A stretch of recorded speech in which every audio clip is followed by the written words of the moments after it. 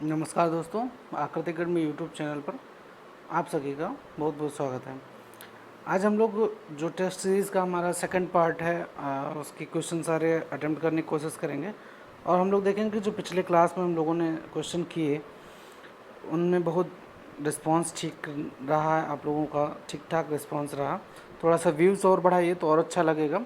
फिलहाल हम लोग पहला क्वेश्चन देखते हैं। क्वेश्चन नंबर 11 जो हमारा है वो निम्नलिखित देशांतरों में कौन सा भारत की प्रमाणिक मध्याह्न रेखा कहेंगे या से तिथि रेखा समय रेखा, अंतर्राष्ट्रीय समय रेखा जिसे भारत के संबंध में इंडियन स्टैंडर्ड टाइम कहा जाता है।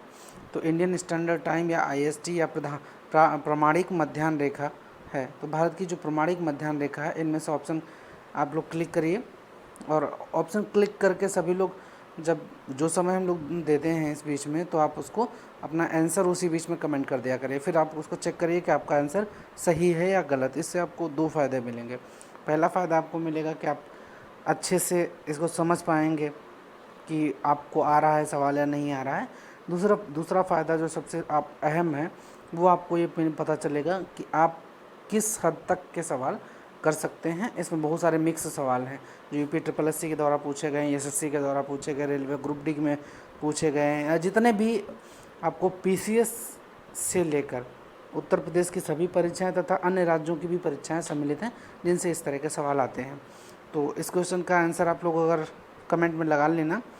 तो अगर हम लोग देखें तो भारत का जो प्रधान मध्याह्न रेखा है, अगर हम लोग थोड़ा सा पिछली क्लास ज्योग्राफी की आप लोगों ने मेरी अगर देखी हो तो उसमें हम लोगों ने बताया था कि जो भारत का मैप बनता है वो कुछ इस तरह बनता है और इस तरह से मैप जो बनता है हमारा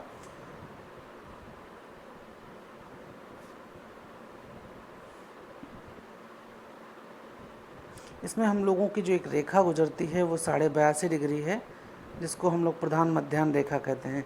ये 82 डिग्री 30 मिनट भी कहा जाता है इसे, कभी कभी 82 से ही 1/2 कह दिया जाता है। तो ये आप कंफ्यूज मत होइएगा आप लोग, चाहे 82 से 1/2 हो चाहे 82 डिग्री 30 मिनट हो, दोनों की कंडीशन में बस एक चीज़ आपको चेक करनी है जो हम लोगों ने पीछे भी डिस्कस किया था कि आपको चेक क्या करना है।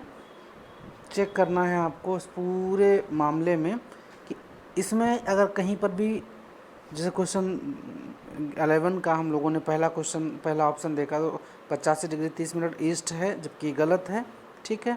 87 डिग्री 30 ये भी गलत है। 84 डिग्री 30 मिनट ये भी गलत है। यानी 1 2 3 3 ABC गलत है। इसमें जो सही आंसर आपका है वो 82 से ही 1/2 या 82 डिग्री 30 मिनट पूर्वी देशांतर है। तो हम लोगों का जो आंसर यहाँ पर होगा क्या होगा, डी आंसर होगा, ठीक है। चलिए इस क्वेश्चन पर हम लोग पहले भी चर्चा कर चुके हैं और तो इसका आंसर जो राइट आंसर क्या है भैया वो हम लोग डी है, ठीक है। नेक्स्ट क्वेश्चन की तरफ चलते हैं। नेक्स्ट क्वेश्चन जो है वो हमारा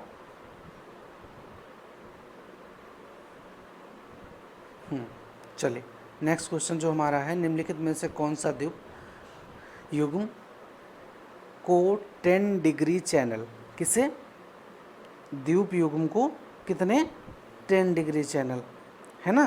तो 10 डिग्री चैनल की अगर बात की जा रही है तो इसका मतलब ये किसी ऐसे क्षेत्र की बात कर रहा है जहाँ से क्या गुजर रहा है, 10 डिग्री चैनल गुजर रहा है, मतलब 10 डिग्री अक्षांश आपका क्या गुजर रहा है, 10 डिग्री अक्षांश गुजर रहा है।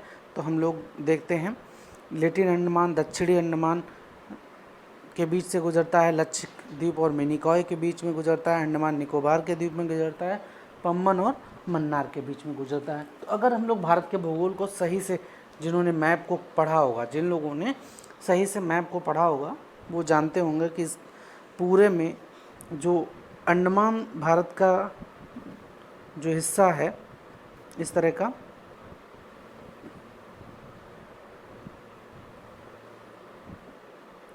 ये बंगाल की खाड़ी है और यहाँ पर कुछ द्वीप दिए हुए हैं इस तरह से, और यहाँ पर आपके अरब सागर में कुछ द्वीप दिए हैं। इधर वाले जो द्वीप हैं इधर वाले जो द्वीप हैं इनको कहते हैं इधर वालों को कहते हैं लक्षद्वीप। क्या कहते हैं? लक्षद्वीप। और इधर वालों को कहते हैं अंडमान। क्या कहते हैं? अंडमान। तो अंडमान और इधर वाले जो पश्चिम वाले हैं, ये पश्चिम साइड है, पश्चिम वाले लक्षद्वीप हैं, पूर्व वाले अंडमान हैं। अब ऐसी कंडीशन में आपको आंसर क्या करना है और आंसर कैसे करना, देखो भाई, जो लक्षद्वीप और मिनी काय है इनके बीच में इस तरह का कोई भी हमें नहीं मिलता है कि कोई 10 डिग्री चैनल गुजर रहा है, ठीक है, तो कोई बात नहीं। अगला जो क्वेश्चन इसमें हमारे पास आता है कि दक्षिणी अंडमान और लिटिल अंडमान, तो इस तरह के भी आंसर नहीं है कि दक्षिणी अंडमान। हाँ, 2 द्वीप हैं हमारे पास, एक अंडमान है, उसी के ठीक नीचे निकोबार है। तो हमारा अंडमान और निकोबार के बीच का जो 2 भागों में बांटता है उसको हम लोग कहते हैं कि ये 10 डिग्री चैनल है जो इन दोनों को बांटता है। तो इस प्रकार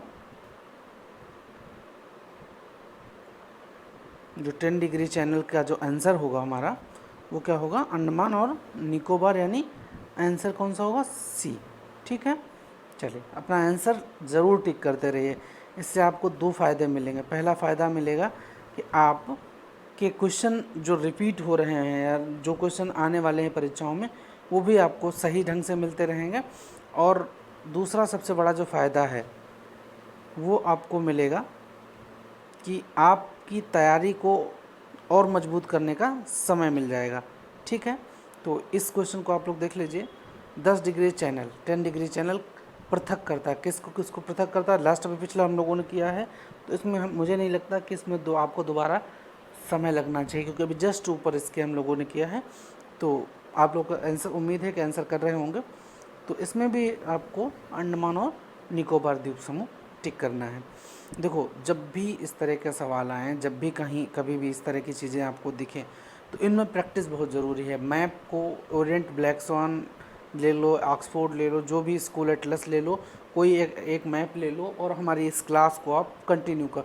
और जब भी आप अपना यूट्यूब रिकॉर्ड वीडियो देख रहे हैं, जब भी आपको लगे कि हम प्रैक्टिस करना चाहते हैं, आप एक एक क्वेश्चन को देखते जाइए और अपने भारत के मैप को देखते जाइए। आपको सारा मैप 100 क्वेश्चन में हम कवर करा देंगे, ताकि आपको फिर दोबारा किसी भी चैनल पर जाकर ज्योग्राफी पढ़ने की ज़रूरत ना हो। ठीक है, नेक्स्ट क्वेश्चन के लिए चलते हैं हम लोग। तो निम्नलिखित द्वीप युग्मों में कौन सा युग्म 10 अंश जलमार्ग? देखो, 10 डिग्री चैनल, यहाँ पर भी वही चीज़ है, लेकिन सिर्फ आयोग क्या करता है, आपको भाषा में फंसाने की कोशिश करता है कि जो 10 डिग्री चैनल है इसको उन्होंने 10 अंश जलमार्ग द्वारा आपस में पृथक कराता है। तो यहाँ पर भी वही सेम क्वेश्चन है, सेम आंसर भी होगा इसका। इसलिए हमने 3 बार इस क्वेश्चन को रिपीट से यहाँ पर किया है, ताकि आपको समझ में आना चाहिए कि आयोग किस तरह से आपको परेशान करता है। तो इसका आंसर कौन सा होगा? बी। ठीक है, चलिए नेक्स्ट क्वेश्चन की तरफ चलते हैं। 80 पूर्वी देशांतर और कर्क रेखा का मिलन बिंदु कहाँ है? देखो, 80 पूर्वी देशांतर का मतलब ये हुआ कि जो हमारी 82 सही 1/2 पूर्वी देशांतर है, उससे थोड़ा सा पश्चिम, है ना, थोड़ा सा पश्चिम में होगा 80। चलो, ये तो अच्छी बात है। दूसरी बात, आपको कर्क रेखा 23.5 किन किन राज्यों से गुजरती है? तो पिछले लेक्चर में हम लोगों ने देखा था कितने राज्यों से गुजरती है, तो वो आपको 8 राज्यों से गुजरती है। 8 राज्य कौन से हैं? तो पिछला वीडियो जब आप देखेंगे तो उसमें 8 राज्य का डिटेल्ड हमने 3 से 4 बार आपसे जिक्र किया है, तो वहाँ पर भी पिछले वीडियो में जाकर आप रिवाइज कर सकते हैं। ठीक है, तो 80 डिग्री पूर्वी देशांतर और कर्क रेखा का जो मिलन बिंदु है वो कहाँ है, आपको देखना है अपने आंसर में और इनमें क्वेश्चन में देखना है। तो देखो भाई, यहाँ पर कॉमन सेंस लग रहा है, बिल्कुल कॉमन सेंस लग रहा है, कहीं पर भी कोई भी रट्टा मारने की ज़रूरत नहीं है। देखो, कर्क रेखा जो ये आंसर में पूछ रहे हैं आपसे, वो सिंपल बात पूछ रहे हैं। देखो, हम लोगों ने देखा था कि गुजरात से गुजरती है, सबसे पहले गुजरात से, फिर राजस्थान से, फिर एमपी से, फिर छत्तीसगढ़ से, फिर झारखंड से, फिर वेस्ट बंगाल से, उसके बाद फिर त्रिपुरा से और फिर मिजोरम से। हो गया ना 8? 1 2 1 2 3 4 5 6 7 और 8 राज्य हमारे हो गए। अब हम लोग आंसर अपना देख लेते हैं। तो देखो भाई, यहाँ पर आंसर हम लोग देखते हैं, ठीक है। चलो, इस आंसर को जो हमारा विकल्प है इसमें महाराष्ट्र देख रहे हैं। तो इनका कहना है कि निम्नलिखित में से 80 डिग्री पूर्वी देशांतर ये कहाँ से गुजरता है और कहाँ मिलता है। तो भाई महाराष्ट्र से हमें पहले से पता है कि ये कर्क रेखा नहीं गुजरती है, इसलिए महाराष्ट्र हमारा ऑप्शन नहीं हो सकता। अब अगला हम लोग देखते हैं दूसरा। तो आंध्र प्रदेश में भी कर्क रेखा नहीं गुजरती है। 2 ऑप्शन हमारे निपट गए।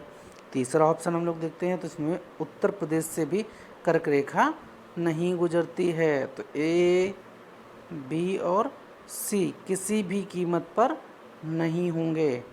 तो कौन होगा? शेर और शेरनियों, ये होगा मध्य प्रदेश। तो यहाँ पर भी कंफ्यूज होने की ज़रूरत नहीं है। जैसे ही बहुत सारे लोगों ने ये सवाल देखा होगा तो उनके मन में आएगा, अरे क्या कहाँ से पूछ दिया। इसमें कॉमन सेंस की बात है कि ये सिर्फ क्वेश्चन इस बात को पूछ रहा था, कर्क रेखा कहाँ से गुजरती है, कितने राज्यों से गुजरती है। तो परेशान होने की ज़रूरत नहीं है। बस धैर्य बनाकर, पेशेंस बनाकर सवाल को पढ़ें। और आपकी परीक्षा में जितने भी ज्योग्राफी से सवाल आएंगे हम सारे टेस्ट सीरीज पेट से पहले कर लेंगे, ताकि आपको इस तरह की कोई समस्या ना हो। चाहे जितने भी सब्जेक्ट जीएस के हैं सारे पेट से पहले हम लोग कंप्लीट कर लेंगे। नेक्स्ट क्वेश्चन की तरफ चलें, ठीक है। तो अगला क्वेश्चन जो हमारा है वो है भारतीय मानक समय IST इंडियन स्टैंडर्ड टाइम निम्नलिखित स्थानों में किसके समीप से लिया गया है। तो इंडियन स्टैंडर्ड टाइम जो है वो किसके समीप से लिया गया है। तो अपना आंसर टिक करते रहिए, आप लोग अपना आंसर टिक करते रहिए और समय रहते आप लोग कमेंट भी करते रहिए, ताकि हमें भी लगे कि आप हमारी मेहनत आप तक पहुंच रही है। क्योंकि जब तक आप कमेंट नहीं करते हैं, आप अपनी बात नहीं रखते, तो हमें नहीं पता चलता कि हमारे कितने स्टूडेंट ऐसे हैं जिन्होंने हमें हमारे वीडियो को देखा, हमारी बात को सुना। क्योंकि जब तक आपका फीडबैक हमें कमेंट में नहीं मिलता है, हम उतना बेहतर रिस्पॉन्स दे नहीं सकते जब तक आप पलट के हमें, क्योंकि फिजिकल क्लास होती है तो वहाँ पर हम आपसे मिलते हैं, आपसे बात करते हैं, आप सामने होते हैं तो अच्छा लगता है। यहाँ पर कोई ऐसा तो होता नहीं है, तो फीडबैक आपका कमेंट से ही हमें पता चलता है, ठीक है। तो इस क्वेश्चन को हम लोग पढ़ चुके होंगे। भारतीय मानक समय निम्नलिखित स्थानों में से किसके समीप से लिया जाता है। तो क्वेश्चन भाई सभी ने पढ़ लिया है। आंसर सब जिन लोगों ने लगाना होगा वो कमेंट कर चुके होंगे जब भी वीडियो देखेंगे, ठीक है। तो पहली बात है, लखनऊ से मानक समय तिथि रेखा नहीं गुजरती है। क्यों नहीं गुजरती? क्योंकि लखनऊ 82 के आसपास नहीं आता है और 82 पर ही ये पूछ रहे हैं, तो लखनऊ से तो नहीं गुजरती है। दूसरी बात हम लोगों ने देखा कि लखनऊ से नहीं गुजरता है, तो लखनऊ से ठीक बराबर में उसी अक्षांश और देशांतर के आसपास मेरठ भी है, मुजफ्फरनगर भी है। तो ये तीनों से ना गुजरकर कहाँ से गुजरता है? तो ये ऑप्शन बी, नैनी इलाहाबाद। यहाँ पर कभी कभी मिर्ज़ापुर भी दे देते हैं, तो कन्फ्यूज मत होइएगा कि ये भैया मिर्ज़ापुर क्या मतलब है। तो मिर्ज़ापुर ये मानो कालीन भैया का गांव है, और कुछ भी वहाँ से होता है तो कालीन भैया के यहाँ से ही होगा। तो इसमें ऑप्शन कौन सा होगा भाई? बी। तो कालीन भैया पर फोकस रखिए, आप लोग परेशान मत होइए, ठीक है। मिर्ज़ापुर भी ऑप्शन में हो सकता है, इलाहाबाद, नैनी भी हो सकता है, ठीक है। नेक्स्ट क्वेश्चन की तरफ चलें हम लोग।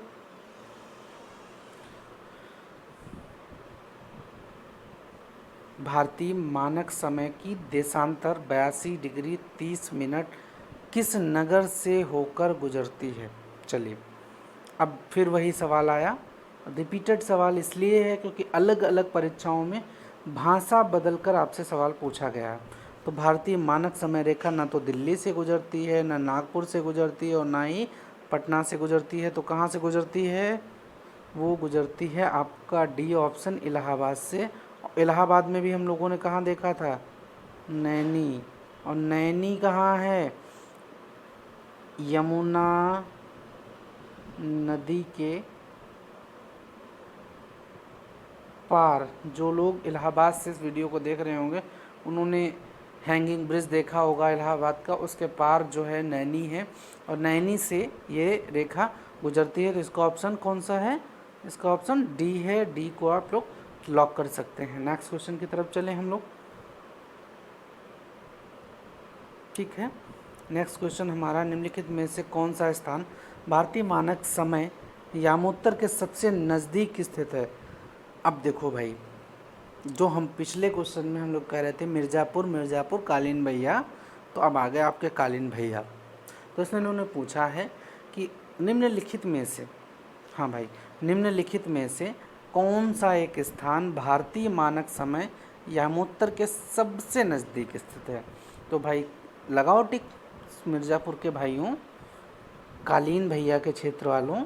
देखो अब हम लोग यहाँ पर अपना क्वेश्चन कर रहे हैं, तो यहाँ पर क्या है, यहाँ पर हम लोग देखते हैं निम्नलिखित में से कौन सा क्या है, भारतीय मानक समय यामोत्तर, यानी ये बात कर रहा है IST की, इंडियन स्टैंडर्ड टाइम की। और इंडियन स्टैंडर्ड टाइम हमने पहले भी समझ लिया है, 82 डिग्री 30 मिनट है ना। ठीक है, चलो 82 डिग्री 30 मिनट है। और वो कहाँ से गुजर रहा है? वो आपके मिर्ज़ापुर से गुजर रहा है, यानी ऑप्शन डी है। चाहे वो नैनी हो चाहे वो मिर्ज़ापुर हो, ये दोनों ही डी ऑप्शन में आते हैं। ठीक है, चलिए नेक्स्ट क्वेश्चन की तरफ चलते हैं हम लोग। थोड़ा सा समय ज़्यादा लग रहा है तो आप स्पीड को बढ़ा सकते हैं। ठीक है, यदि भारत का मानक समय यामोत्तर पर मध्याह्न है तो 120 डिग्री पूर्वी देशांतर पर स्थानीय समय क्या होगा? तो भारत का जो मानक समय है उसको हम लोग क्या कितना मान रहे हैं, इन जो माना गया है, तो मानक समय में हमारा कितना माना गया है कि वो माना गया है आपका 82:30 पर कितना मध्याह्न हो रहा है, यानी 12 बज रहे हैं कहाँ पर? मानक समय पर। और मानक समय से कितना आगे है ये? तो 120 माइनस 82। तो अब इसको घटा लीजिए, यहाँ पर 8 बचता है, यहाँ पर 11, यहाँ पर 3, मतलब 38 देशांतर आगे है ना। तो 38 देशांतर आगे है और 38 में अभी यहाँ पर आधा बचा है, तो यानी 37 सही 1/2 यहाँ पर इतना हो रहा है। अब 37 सही 1/2 को अगर हम लोग देखें तो कितना होता है? एक देशांतर बराबर 4 मिनट होता है। अब 37 को 4 से गुणा करेंगे, 37 गुणे 4, तो 4 सत्ते 28 के 8 और 4 तियाँ 12, 4 तियाँ 12 2 14, तो 148 मिनट। अब इससे 2 से दे दो भाग। ठीक है, तो अगर 2 से भाग देना चाहते हो तो ठीक है, अगर जिनको मालूम है कि हम ऐसे ही निकाल सकते हैं तो वो लोग ऐसे निकालें। देखो 60 से इसको काटते हैं तो 148 मिनट आता है हमारा। अब हम लोग 148 मिनट में क्या करते हैं, आधा जो था उसका भी हम 2 जोड़ लेते हैं, तो टोटल हमारा कितना हो रहा है? 150 मिनट। अब 150 मिनट का मतलब 2 घंटा 30 मिनट हम लोग उससे आगे हैं। मतलब 60 दूना 120 मिनट, यानी 60 मिनट का 1 घंटा, 120 मिनट कट गया। अब कितना बचा 150 में? 30, तो 2 घंटा 30 मिनट हम आगे हैं। अब हम लोग क्या करेंगे, समय अपना किस में 12 में 2 घंटा 30 मिनट जोड़ देंगे तो कितना आएगा? तो 2:30 मिनट है ना। और यहाँ पर ऑप्शन आप लोग देख लीजिए, तो 14, 12 2 14:30 मिनट पहला ही ऑप्शन है, 9:30 मिनट, 17:30 मिनट। और देखो यहाँ पर सीधी सी बात है, कन्फ्यूज़न की ज़रूरत नहीं है। यहाँ पर इसको आप लॉक करिए, क्योंकि 2 घंटा 30 मिनट 12 में 2 जोड़ेंगे तो 14 होगा और 14 घंटा 30 मिनट। ये रेलवे स्टैंडर्ड टाइम की तरह से लिखा हुआ है। कभी कभी यहाँ पर 2:30 हो सकता है या 14:30 भी हो सकता है, परेशान होने की ज़रूरत नहीं है। इसकी एक क्लास हम अलग से लेंगे, अक्षांश देशांतर के साथ साथ हम लोग टाइम कैलकुलेशन और उसका डिस्टेंस कैलकुलेशन करेंगे, वो ऑन बोर्ड क्लास होगी। फिलहाल यहाँ पर इतना समझ लीजिए। फिर से एक बार, जिन लोगों को समझ में नहीं आया है वो लोग ऐसे समझ लीजिए इस पूरी प्रक्रिया को। देखो, 1 देशांतर बराबर 4 मिनट, तो टोटल 120 पे पूछ रहा है, तो जबकि 120 पे पूछ रहा है और कहाँ से पूछ रहा है, 82 सही 1/2 से। 1/2 को हम किनारे कर लें, 82 को 130 से घटाएं तो कितना होगा, 38 मिनट, 38 देशांतर। अब हम लोग क्या करते हैं, इसको हटा देते हैं यहाँ से। तो 38 देशांतर ये हो गया, प्लस 38 देशांतर प्लस कितना, सॉरी अभी प्लस नहीं करना है, अभी हम लोग को माइनस करना है, क्योंकि आधा भी उधर बचा हुआ है। तो आधा इससे घटा दोगे तो 37 सही 1/2 आ जाएगा। ये हमारा एग्जैक्ट वैल्यू है, इतने आगे हैं हम उससे, या इतना 82 से पीछे है। अब हम लोग क्या करते हैं, 37 को क्या करना है हमें, 37 को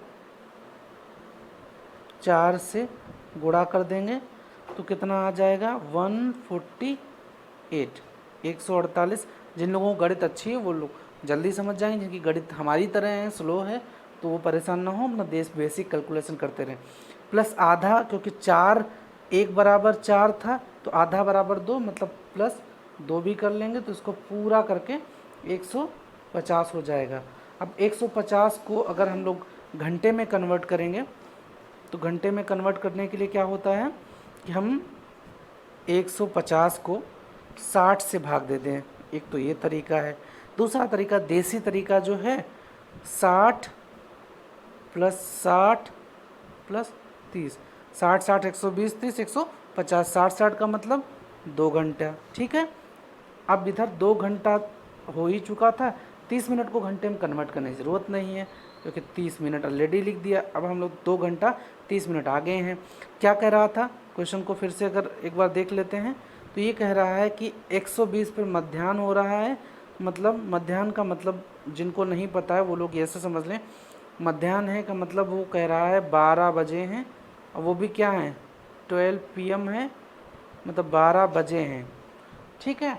12 बजे ये है, 2 घंटा और जोड़ दोगे तो 12 बजे में 2 जब जोड़ोगे तो 2 घंटा 30 मिनट और बढ़ जाएगी, मतलब 2:30 हो जाएगा। समझ में आया होगा, ठीक है। नेक्स्ट क्वेश्चन की तरफ हम लोग चलें, तो इसका कौन सा आंसर होगा, आंसर ए होगा इसका, ठीक है। नेक्स्ट क्वेश्चन, हाँ भाई आ जाओ सभी लोग। बहुत अच्छा क्वेश्चन है और बहुत बार पूछा गया, रेलवे का और यूपी SSSC का फेवरेट क्वेश्चन रहा है। बार बार इस तरह के सवाल खूब पूछे गए हैं। यदि अरुणाचल प्रदेश के तिरप में सूर्योदय 5 बजे प्रातः IST पर होता है, तो गुजरात के कांडला में सूर्योदय किस समय होगा। देखो भाई, 2 बातें आपको मैंने पिछले पहली क्लास में, भूगोल की पहली क्लास में आपको बताई थी कि पहली बात तो भारत का जो मैप है वो आपकी आँखों में बसा होना चाहिए। अगर भूगोल में मैप नहीं है, आपको संविधान के समय, देखो किसी भी सब्जेक्ट को आप पढ़ते हैं, अगर आपको भारत का मैप नहीं पता है, तब जैसे इतिहास पढ़ रहे हैं तो हमको अपने यही नहीं पता महाराष्ट्र कहाँ है, तो जब महाराष्ट्र नहीं पता है तो फिर मराठा कैसे समझ में आएगा। संविधान अगर पढ़ रहे हैं तो संविधान के सारे 28 राज्य आपको नहीं पता है, तो पता लगेगा कि नागालैंड वाले को आप चीनी समझ लो, ऐसा नहीं। भारत के मैप को आपको नज़र में ही रखना होगा, तभी हम कंपटीशन के बेस्ट परफॉर्म दे सकते हैं। तो पहला क्वेश्चन हमारा जो है, ये क्वेश्चन नंबर 21 जो कह रहा है अरुणाचल प्रदेश। तो देखो भाई, जिनको मैप आता है बहुत अच्छी बात है, अपनी रफ कॉपी पर मैप बनाएं। जिनको नहीं आता वो हमारे साथ चलें, हम कोशिश करेंगे कि आपको बिना कोई समस्या के मैप बनाना सिखा दें। और हमारी पिछली क्लास की वीडियो जिन लोगों ने देखी होगी उनको मैप बनाना आया भी होगा, ये मेरा दावा है। और बहुत ज़्यादा दिक्कत नहीं होती मैप में किसी को, मेरी क्लास करने के बाद। और जिनको बनाना ना हो वो अलग बात है, उसके लिए कोई विकल्प ही नहीं है। देखो ये पूछ रहा है तो इसमें देखो दो चीज़ें हैं, कलर चेंज कर लेते हैं हम लोग। देखो एक तो यहाँ पर है लोकेशन जिसको आप तिरप कह रहा है, दूसरी लोकेशन आपकी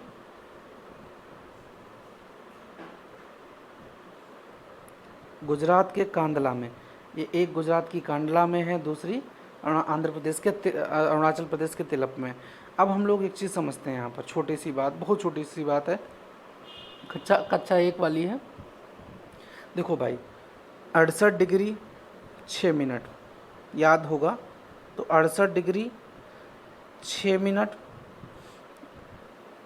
और ये कौन सा, ईस्ट, ये कहाँ था, ये गुजरात का था, गौर माता जगह है जहाँ पर, ठीक है। दूसरी बात इधर है 97 डिग्री 25 मिनट, 97 डिग्री 25 मिनट, और ये भी कौन सा है, ईस्ट। इतना तो हम लोगों ने पहले समझ लिया था। तो इन दोनों के बीच में वो डिस्टेंस पूछ रहा है, ठीक है।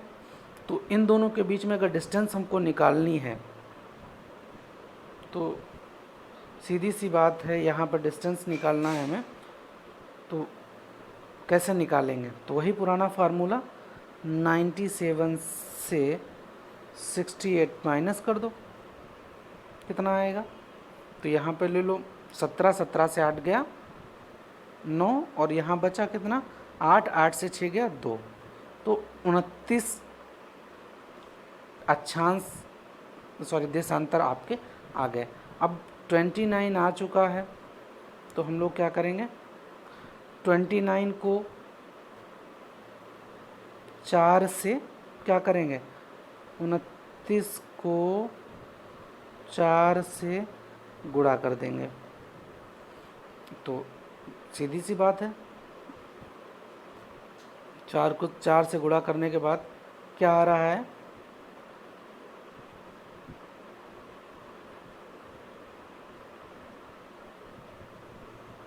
देखिए बताइए, तो 29 इंटू 4 तो कितना आ रहा है,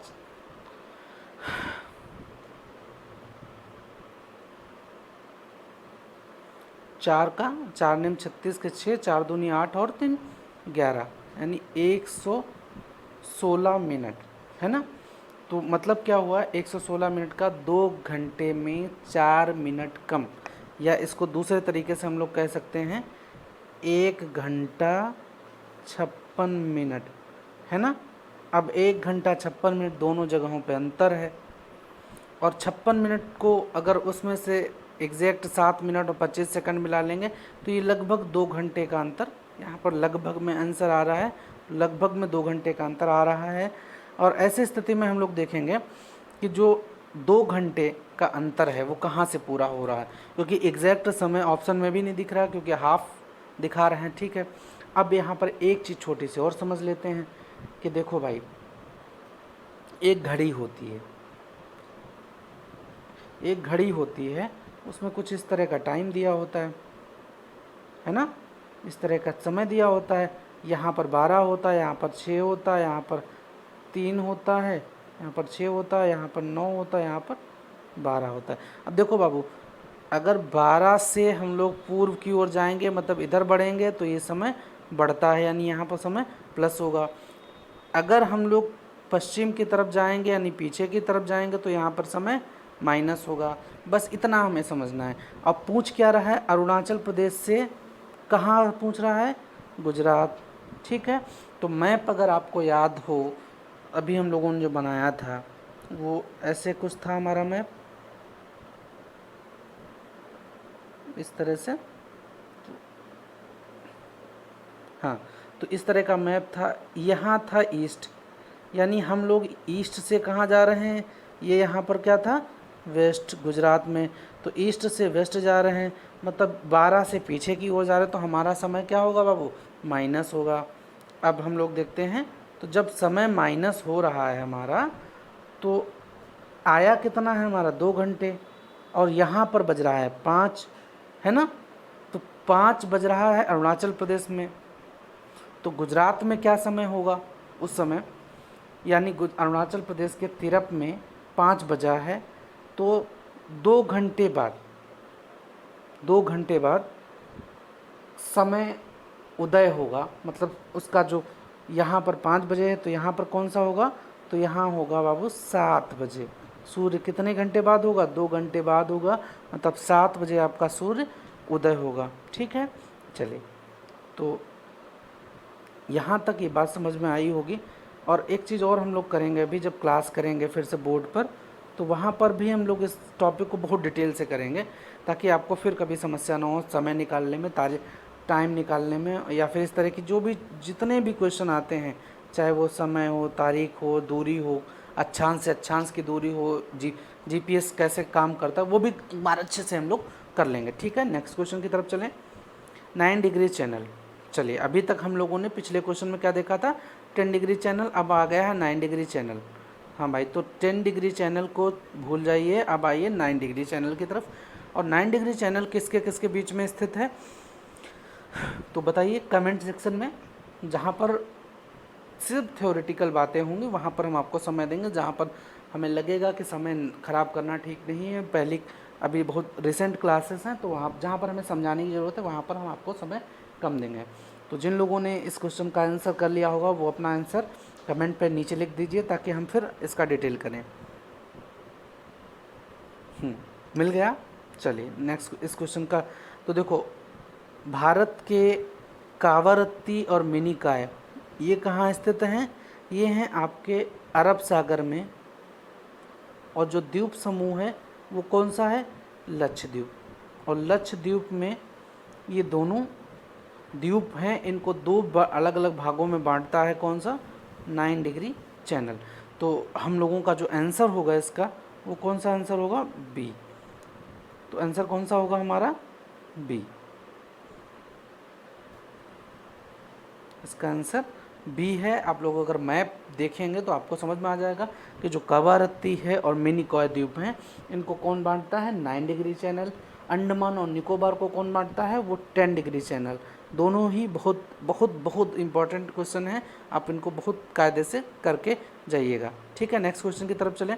निम्नलिखित में से कौन सा मालदीव के साथ भारत की समुद्री सीमा बनाता है। बहुत अच्छा क्वेश्चन है, अटेम्प्ट करिए आप लोग फटाफट इसको।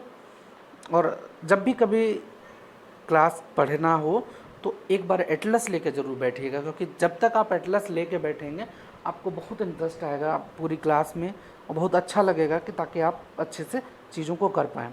ठीक है, तो निम्नलिखित में से कौन सा मालदीव के साथ भारत की समुद्री सीमा बनाता है, तो कोको चैनल है, ग्रेट चैनल है, 8 डिग्री चैनल है, उपरोक्त में से कोई नहीं। तो इसमें ऑप्शन अपना कमेंट बॉक्स में डालिए फटाफट। अभी हम लोग देख रहे थे कि जो 9 डिग्री चैनल है वो किसको बांट रहा है, एक तरफ कावारत्ती है, दूसरी तरफ मिनिकॉय है। अब देखो भैया, यहाँ पर पूछ रहा है भारत और मालदीव के बीच, तो भारत का और मालदीव के बीच में जो दूरी है, जो डिस्टेंस है, वो कहाँ है, 8 डिग्री चैनल पर है। कितने, 8 डिग्री चैनल। ये कहाँ है, तो ये अरब सागर में पड़ता है। ये कहाँ पड़ता है, ये अरब सागर में है 8 डिग्री चैनल। और लक्षद्वीप को मालदीव से अलग करता है, किसको, लक्ष्य को किससे अलग करता है, मालदीव से। इसको ऐसे याद कर सकते हो कि मालदीव लक्षद्वीप से अगर अलग होता तो 8 डिग्री चैनल से, अंडमान निकोबार अलग होता है तो 10 डिग्री चैनल से, कावरत्ती और मिनिकॉय अलग होता है वो 8 डिग्री चैनल से, है ना। चलिए, चलो नेक्स्ट क्वेश्चन।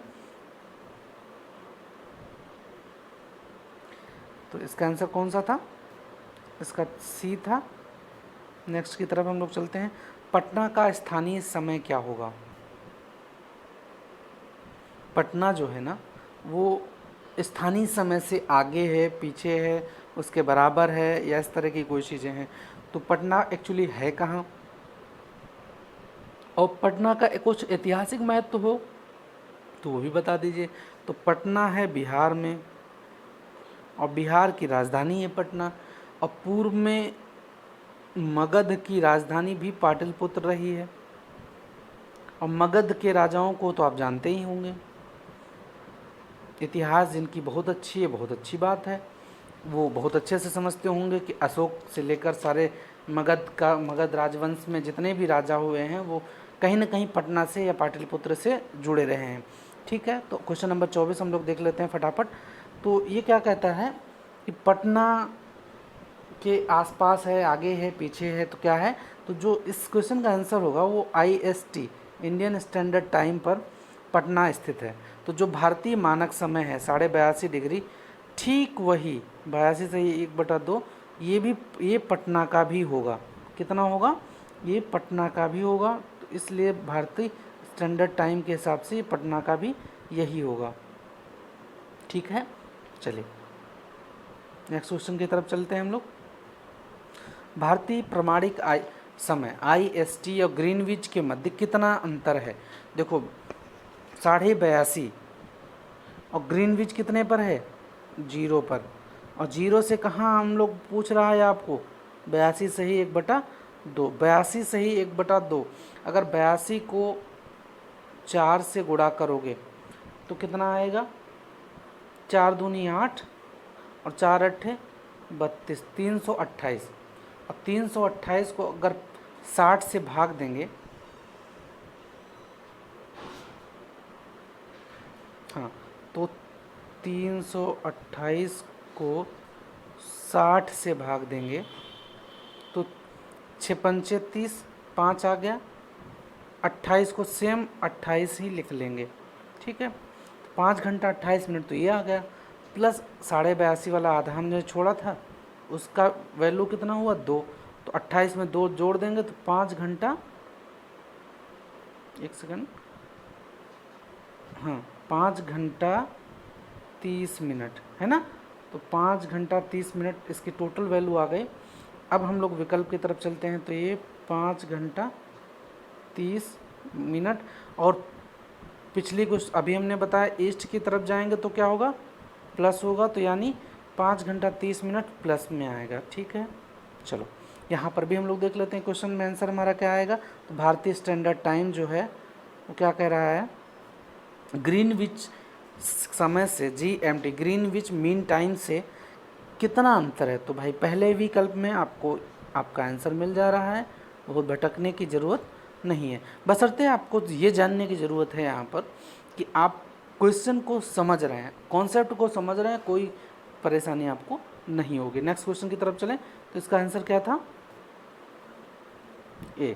ठीक है, चलिए नेक्स्ट क्वेश्चन की तरफ। ये क्वेश्चन बहुत अच्छा है, इस क्वेश्चन को एक बार सही से पढ़ेंगे तो बहुत अच्छा आंसर आएगा। पूछ रहा है कि भारत का सुदूरस्थ दक्षिण बिंदु कौन सा है। सुदूरस्थ दक्षिण बिंदु का मतलब है ये मुख्य भूमि से नहीं पूछ रहा है, ये किससे पूछ रहा है, कुल भारत की भूमि जो है उसमें, इसमें 3-4 पॉइंट जो दिए हुए हैं, इन 4 पॉइंट में सबका अपना अपना महत्व है। देखो जो रामेश्वरम है वो आपको भारत और श्रीलंका के जंक्शन को कहते हैं, भारत के और श्रीलंका का ये जंक्शन है, मतलब रामेश्वरम का पंबन द्वीप, कौन सा, पंबन द्वीप। और कुछ लोगों को अगर याद हो रामायण की कहानी, तो रामायण की कहानी में इसी पंबन द्वीप के आसपास भगवान श्री राम सीता जी से को पाने के लिए श्रीलंका गए थे, तो उन्होंने एडम्स ब्रिज, जो आदम पुल था जिसे भगवान श्री राम ने नल और नील के उस पर बनाया था, तो वो आदम ब्रिज के भी साक्ष्य यहीं से मिलते हैं। तो रामेश्वरम का अपना महत्व। तो कन्याकुमारी जो है वो भारत का मुख्य भूमि का सबसे दक्षिण बिंदु है, जबकि इंदिरा पॉइंट जो है वो निकोबार द्वीप समूह का, कहाँ पर, निकोबार द्वीप समूह पर, भारत का सबसे दक्षिणतम। तो आप पूछ रहा है सुदूरतम दक्षिणतम बिंदु जो है इसका, तो कन्याकुमारी नहीं होगा। तब क्या पूछे, कन्याकुमारी जब पूछेगा तो भारत की मुख्य भूमि का, और जब सुदूरतम बिंदु पूछे, सबसे लास्ट का पूछे, तब आपको इंदिरा पॉइंट लगाना है। क्योंकि यहाँ पर कन्फ्यूज़न बहुत कई बार होता है, कई बार स्टूडेंट को ये कन्फ्यूज़न हो जाता है कि ये वाला जो क्वेश्चन है इसमें कन्फ्यूज़न लोगों को ये होता है कि ये पूछ देता है भारत का दक्षिणी बिंदु कौन सा है, तब आपको कन्याकुमारी लगाना है। अगर सुदूरतम दिया, सुदूरस्थ दिया है, सबसे दक्षिण दिया है, सबसे दक्षिण दिया, दक्षिणतम बिंदु दिया है, तब आपको इंदिरा पॉइंट लगाना है। ठीक है, इतनी सावधानी इस क्वेश्चन के साथ रखनी है, बाकी कोई दिक्कत नहीं। नेक्स्ट क्वेश्चन की तरफ चलें। हाँ, भारत का सबसे पहले निम्नलिखित में से किस राज्य में सूरज दिखाई देगा? तो इसके बारे में तो मुझे नहीं लगता कि आपको बहुत ज़्यादा डिटेल करना है, क्योंकि इसका ऑप्शन यहाँ पर दिया हुआ है। ऑप्शन ये है कि हम लोगों ने अभी देखा था तिरप, एक जगह थी तिरप अरुणाचल की, और तिरप में सबसे पहले सूर्य 5 बजे उग रहा था। तो चाहे वो कुबुथु हो, तिरप हो, एक जगह नाम लिखा जाता है कुबुथु और कहीं कहीं पर तिरप मिलता है। दोनों अरुणाचल के गांव हैं। तो अरुणाचल के गांव होने के नाते ये दोनों गाँव में को आसपास होने की वजह से कभी कभी एक विकल्प में ये तिरप आ जाता है, तो कभी कुछ विकल्पों में कुबुथु आ जाता है। तो इसके लिए परेशान होने की ज़रूरत नहीं है। ठीक है, चलिए, तो यहाँ पर इसका आंसर हम लोग क्या करेंगे? सी करेंगे। ठीक है, नेक्स्ट क्वेश्चन, भारत के राज्यों का निम्नलिखित में से कौन सा एक युग्म सबसे पूर्वी और सबसे पश्चिमी राज्य को इंगित करता है? ठीक है, तो सबसे पूर्वी और सबसे पश्चिमी, क्या आप देखना है, इसमें कोई टेंशन नहीं है, सारे विकल्प बहुत अच्छे हैं। अरुणाचल प्रदेश और राजस्थान, हाँ अरुणाचल है लेकिन राजस्थान नहीं है, इसलिए ये विकल्प हमारा गलत हो जाता है। दूसरा विकल्प असम और राजस्थान, ये बिल्कुल नहीं है। असम और गुजरात, ये भी नहीं है। तीनों विकल्प हमारे नहीं हैं। तो फिर कौन सा है? अरुणाचल प्रदेश और गुजरात, ऑप्शन डी। क्योंकि अरुणाचल प्रदेश का कुबुथु या तीरथ और गुजरात का गौर माता या कांडला, दोनों पॉइंट ही महत्वपूर्ण हैं। ठीक है, चलिए नेक्स्ट क्वेश्चन की तरफ अब आते हैं। सुदूर पश्चिम पूछ रहा है, सुदूर पश्चिम में कौन सा बिंदु स्थित है? तो सुदूर पश्चिम अभी हम लोगों ने देखा 68 डिग्री 7 मिनट पूर्वी। हाँ भाई, आते हैं 68 डिग्री 7 मिनट। जहाँ जहाँ आपको पश्चिम दिख जाए, आंख बंद करके उन विकल्पों को हटा देना, क्योंकि ये विकल्प हमेशा ही गलत होंगे, पहली बार। अब आते हैं राजस्थान और गुजरात। देखो ये दो यहाँ तक तो ठीक है, ये दोनों यहाँ तक तो ठीक है, लेकिन यहाँ पर आपको थोड़ा सा खेल गए हैं, कोई दिक्कत नहीं। लेकिन हमको पता है कि सबसे ज़्यादा जो भारत की ये वाली सीमा है, इसके बाद यहाँ गुजरात राजस्थान है, और ये वाला कौन सा हिस्सा? गुजरात का है, इसलिए कन्फ्यूज होने की ज़रूरत नहीं है। ठीक है, चलो यहाँ पर इस क्वेश्चन में हमारा साफ और सुथरा सुंदर विकल्प जो दिख रहा है वो सी विकल्प है। ठीक है, चलिए नेक्स्ट क्वेश्चन की तरफ। गुजरात के सबसे पश्चिमी गांव और अरुणाचल प्रदेश के सबसे पूर्वी छोर पर स्थित वलांग गांव के समय में कितने घंटे का अंतराल है? तो हम लोग पिछले क्वेश्चन में भी अटेम्प्ट कर चुके हैं। इसका आंसर आप लोग अपने कमेंट बॉक्स में दीजिए, और कोशिश करिए कि क्वेश्चन देखने के बाद 30 से 32 सेकंड आपको लगने चाहिए। इससे ऊपर अगर लग रहा है तो मतलब आप अच्छे से क्लास को देख नहीं रहे हैं, या तो कंसंट्रेशन आप बना नहीं पा रहे हैं। ठीक है, तो इसमें हम लोगों ने देखा था कि दोनों के बीच में लगभग 30 देशांतर का अंतर है। 30 × 4 अगर करेंगे तो 120 मिनट आएगा, 120 मिनट आएगा, और 120 मिनट का मतलब 2 घंटा, 2 आवर्स हो गया। अब 2 आवर्स का मतलब है ऑप्शन ए आपका एकदम करेक्ट आंसर है। ठीक है, तो अब आज हम लोग 30 क्वेश्चन तक पहुँचे हैं, मतलब आज की क्लास में हम लोगों ने 30 क्वेश्चन किए हैं। तो अब आप लोगों का एक छोटा सा टास्क है। पहली बात तो दोनों क्लासों को एक साथ आप देखिएगा, ताकि बेहतर आपको क्वेश्चन अटेम्प्ट करने में समय कम लगे, चीज़ों को अच्छे से समझ पाएँ, पहली बात। दूसरी बात है, क्लास अच्छी लग रही है, आपको पसंद आ रही है, तो इसमें लाइक शेयर बढ़ाइए, ताकि मुझे भी अच्छा लगे क्लास को बनाने में आपके लिए, और आपको भी अच्छा लगे ज़्यादा लोगों के साथ पढ़ने में, और कंपटीशन में आपको लगे कि हाँ हम कई लोगों से अच्छे अटेम्प्ट कर रहे हैं। ठीक है, धन्यवाद आप सभी का।